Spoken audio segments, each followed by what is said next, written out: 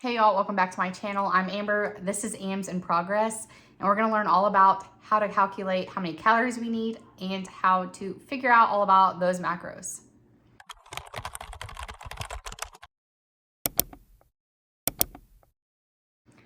If you saw my last video, you saw that I quit WW. That was not a video of me saying why you shouldn't do WW. We all have to find what works for us. Once we get through this, how to calculate your macros, I think it'll be very clear of why WW works for some people and not others. And that's because we have different caloric needs. Weight training is a big part of my life. I do it for mental health. I had someone ask me, well, why are you pushing working out so hard? Because I like it. It's because it helps me fight depression. It's a mental health thing. It's not a weight loss thing. There are lots of parts of my life that have nothing to do with losing weight, and that's one of those things. And I'm not willing to sacrifice that part of my life to eat less. I'm just not. Now, this is all based off of an email I got from a registered dietitian. You can go look her up. It's at EmilyFieldRD on Instagram. You can sign up for her newsletter and she will send this to you. She is a registered dietitian whose emphasis is on macros. I have seen all these calculations before. This is not exclusive to her, but she did a really good job laying it out in the email. So go sign up for that if you are interested. I'm gonna walk you through it right here. Get a piece of paper, get something to write with, get a calculator, be ready to take some screenshots of your phone of this video because I have it nice on the screen for you. We are gonna start with the basics. This would not be a good macro tutorial if we didn't even talk about what macros were. But even before we get there, what's a calorie? You might say, I know exactly what that is. That's what makes me gain weight. I say that in jest, but honestly, that's how a lot of us feel when we're looking at foods and we're like, which one do I get? We're gonna flip it over and probably the first thing you're gonna look at is which one's less calories. Because to you, calories might be a bad thing, but let's strip that down. A calorie is not good or bad. It's just a unit of measurement. Our body has to have calories to function. Your brain functions, your heart, your lungs, everything in your body right now is functioning because it has calories to operate on. The only way to lose weight is to eat less calories than you burn a day. Someone said, well, Weight Watchers isn't about counting calories. True, but the only way you're losing weight is because you're eating less calories than you're burning. Because that's the only way. Weight Watchers is counting calories for you. Weight Watchers is taking a whole bunch of numbers based on macros and calories and making decisions for you on those points. So it is a calorie-based system.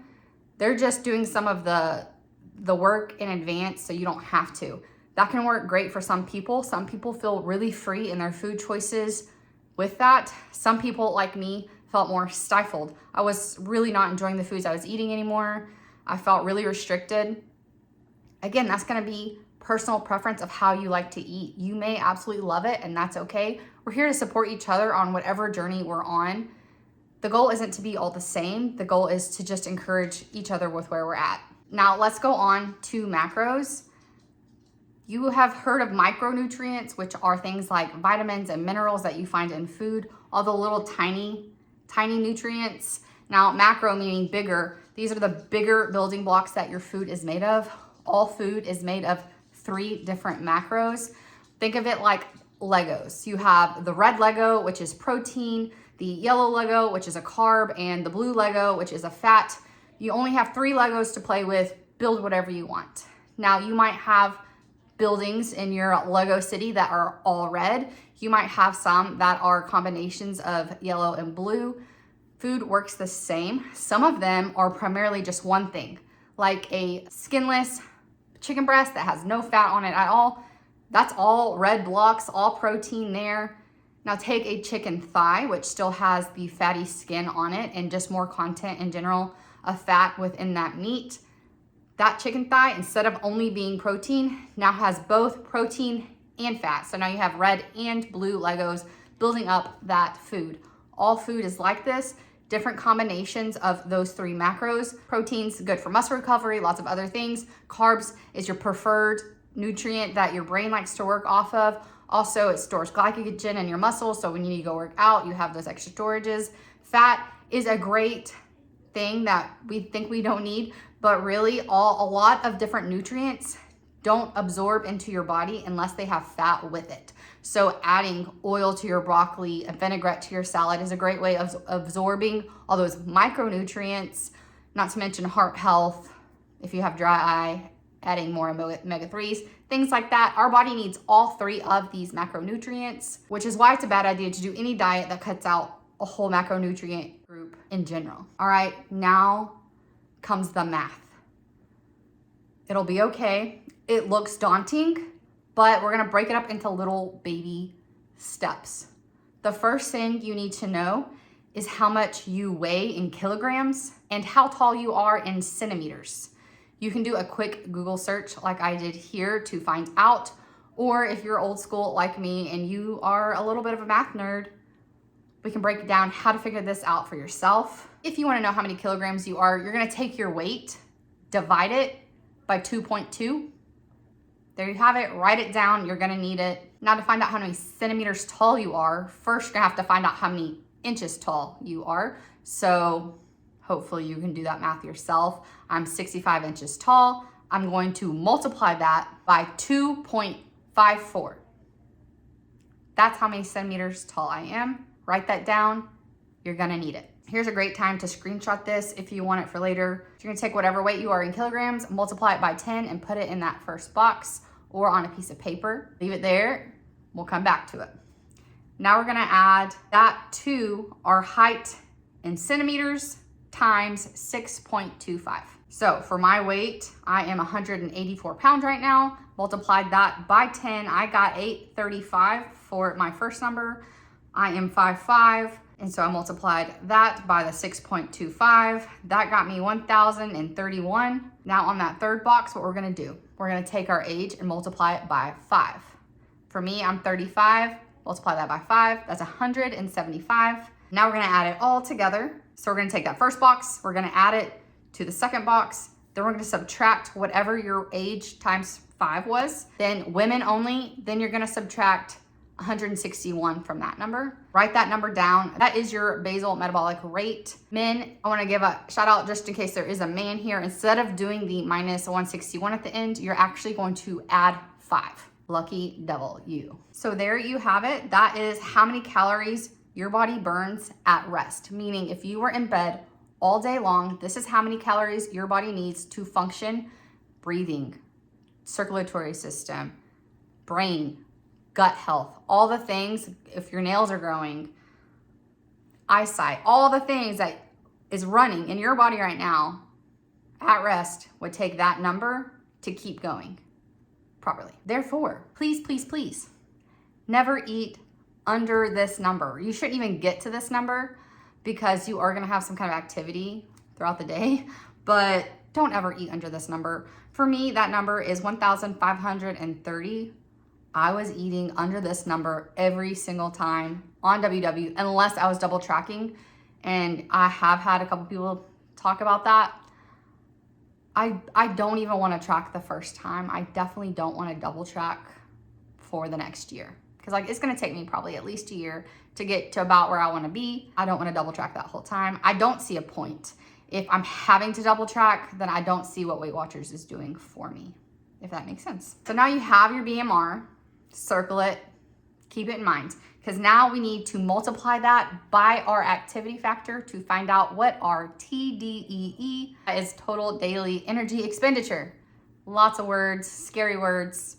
Really just a simple thing of this is how many calories you need to eat. Really it just means this is how many calories you need to eat to maintain exactly where you are right now. Maintenance calories. Now I have written in small print the different activity factors. I'm gonna read them out here just in case you can't see them. You're gonna multiply your BMR by whatever this number is. So by 1.2, if you're sedentary, you have a desk job, very little activity, not many steps at all. By 1.375, this is if you're lightly active.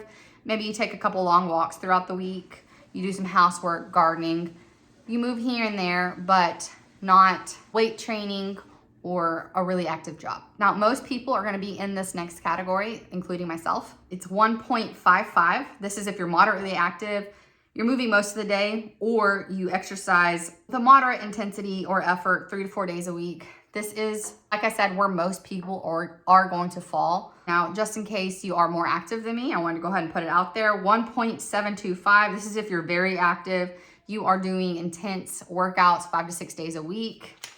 And just so I have all my T's crossed and I's dotted, 1.9, if you're extra active like an athlete, your job is working out, or you have an extremely strenuous job of whatever the heck you're doing. So for me, I know my BMR is 1,530. I'm going to multiply that by my activity factor by 1.55, and that gets me my maintenance calories of 2,371 calories a day. Now, if I don't want to lose weight, I just want to live the lifestyle I'm living and be the exact same, this is about the calories I would need to eat each day to support that lifestyle. Now, what we're going to do, I know there's lots of steps, but you're going to thank me later when you have all the knowledge, because knowledge is power. We want to create a deficit for ourselves, meaning now we know exactly how to maintain. Now we need to lower it a bit so we lose weight, because we need to eat less than what we burn.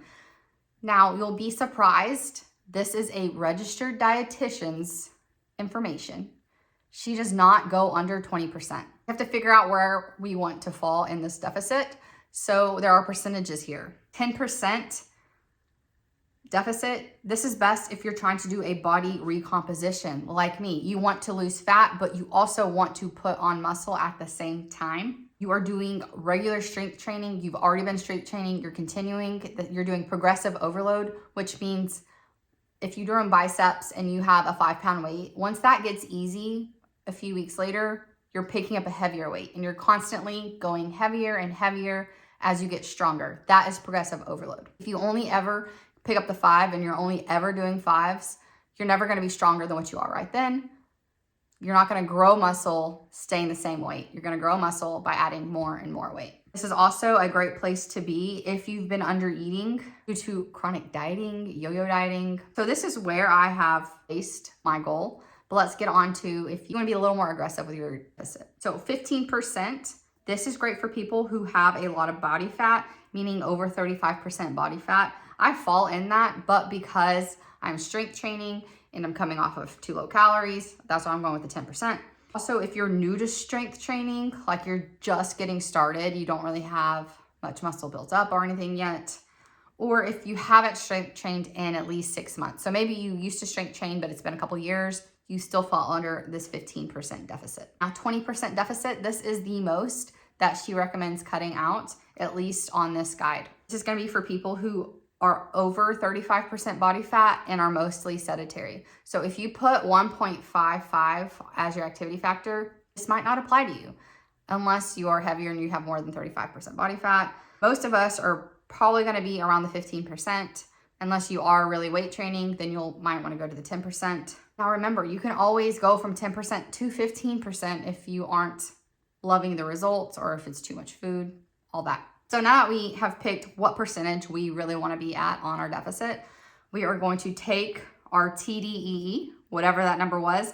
Mine was 2,371, and you're going to multiply it by whatever factor is there. So mine is the 10%, so I'm going to multiply that by 0.9.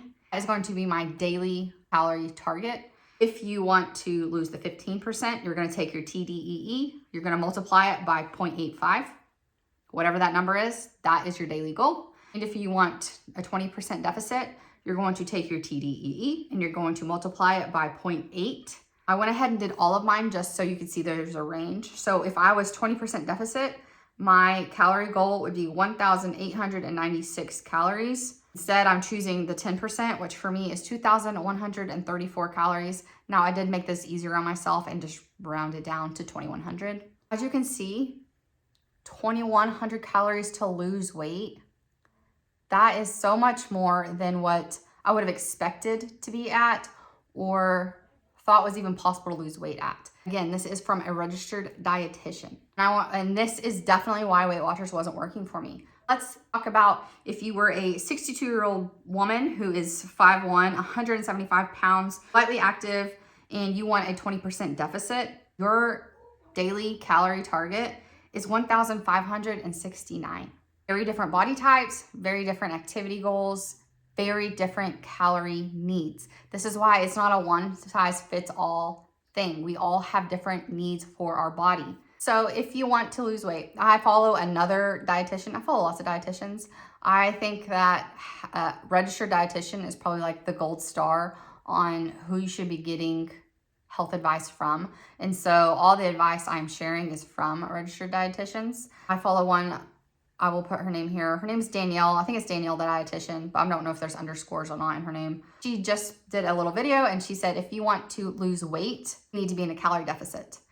If you want to lose fat, you need to be in a calorie deficit and make sure you're eating all your protein. If you want to lose fat and build muscle, you need to be in a calorie deficit. You need to make sure you're prioritizing your protein and you need to lift heavy weights. So there you go. If your brain hasn't exploded yet, I know you could do it.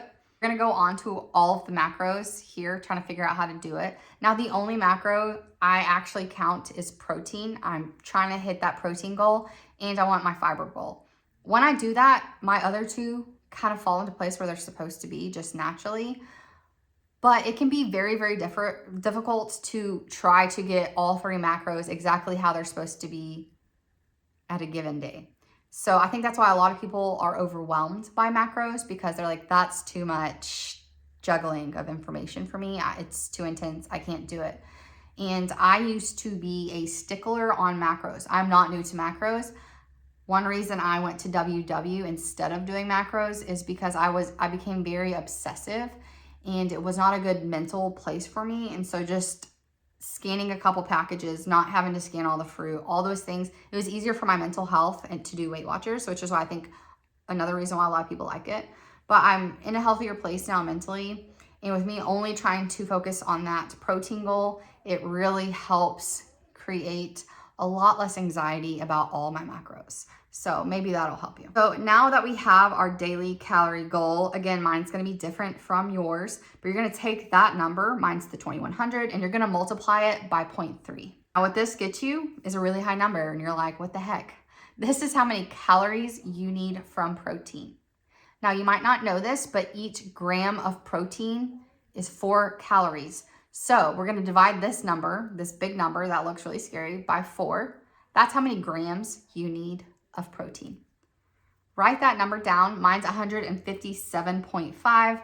I just rounded it up to 158. Have another option, which, I mean, that sounds like a lot of protein. It is a lot of protein. Yesterday was the first day I tracked and I did it. So it is possible. We'll talk about a way to make it a little more manageable here in a minute. You have another option. You can multiply your weight by 1, which is your weight, and that's how many grams of protein you can eat as well. I would recommend taking whatever the smaller number is and using that as your protein goal. Now, if your protein goal is 150 like mine, and you're barely breaking 100, step that goal up. There's no rush. This is a lifetime, baby. We got time to step it up because you're gonna be in some pain. If you just add all of it at once, it's gonna be daunting. So congratulations, you have your protein goal. Let's move on to carbs. There is a range here, so we're gonna talk about that. So first off, do you need to be on the higher number or the lower number when you multiply this? Do you absolutely love carbs? Like rice, pasta, bread, all these things are your favorite foods. You don't have any kind of insulin issues.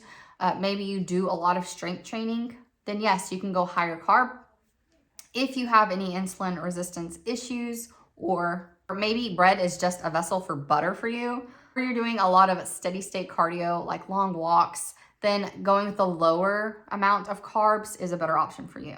Again, these are all things that you can be interchanged as you go on and find out what you like and don't like. None of this is permanent. So if you're on the lower carb scale, we're going to take our daily calories, multiply that by 0.35, and there you have it. That's your calories from carbs. Carbs are like protein. Every gram of carbs has 4 calories. So take that big number, divide it by 4. That's how many grams of carbs are in your daily goal. Again, keep in mind, I pretty much ignore this, but I want to share with you how to do it just in case you are interested. If you are in that higher carb range, we're going to take our daily calories, multiply it by 0.45. That gets us the calories from carbs. We're gonna divide that by 4, and that gets us our grams. So I have a daily target of 2,100. I am taking the lower carb option, and that gets me 183.75 grams of carbs that I like to ignore. But like I said, with just getting the protein yesterday, wasn't paying attention at all to carbs other than making sure I had enough fiber. It fell right into place. I was so happy with my stuff yesterday. Last but not least, if you're using a tracker that like MyFitnessPal that do the percentages for you, once you add in calorie goal, your protein goal, your carb goal, the fat will naturally fall into place because it's what's ever left. But again, just in case you want to know, I want to be thorough. So let's find out. I'm going to add those protein calories that you saw earlier. Add that to the carb calories you saw earlier. We're going to subtract those numbers from our daily calories. So daily calories minus protein calories minus carb calories. That gets us the calories you need from fat. Now, fat is a tricky little devil. Instead of the 4 calories in each gram, fat has 9. But my total macro breakdown is protein is 158 grams, carbs 184 grams, fat 82 grams. This gives me percentages of my diet being 30% from protein, 35% from carbs, 35% from fat. This is a really balanced macro goal, in my opinion. All right, that hard part is over with. You now have all the information you need to make decisions. Maybe you go through all this and you realize I'm actually in a really great place on Weight Watchers and I'm exactly within my calorie range, because as you can see, it can vary drastically on what your needs are. And then maybe you're in a place where you're like, maybe I want to see what this is about. Now you have the information to do that. One thing I want to say real fast is if you are going to be trying to get to your protein goal, what I think is best is breaking that up into each meal. So I have 158. That's a lot of protein for me. So I have broken it up till I want 25 grams of protein at breakfast. I want 40 grams at lunch, 40 grams at dinner, and then I need 2 snacks that are 25 grams of protein. And then because I'm on the MyFitnessPal, the paid for version, I can actually see each meal where I've hit my protein goal or not. And what I just like to do is keep adding things until I get to that protein goal. I know what more protein rich foods are. I look for those items in my pantry, in my fridge, and just choose those items until I get there. And my fiber has really fallen into place quite easily, especially if you eat those high fiber wraps. 1 or 2 of those and you're almost to your goal. So that's become a lot easier, because at the beginning I was like, how am I ever going to get fiber back about a month ago when I was just kind of checking this stuff out. That's it for today. I think I've overwhelmed you enough, but I'm so thankful for all of your support and all of you who reached out. I have no idea what that meant to me. I was very anxious to share that video, and I just feel very blessed. Thank you. Bye, guys.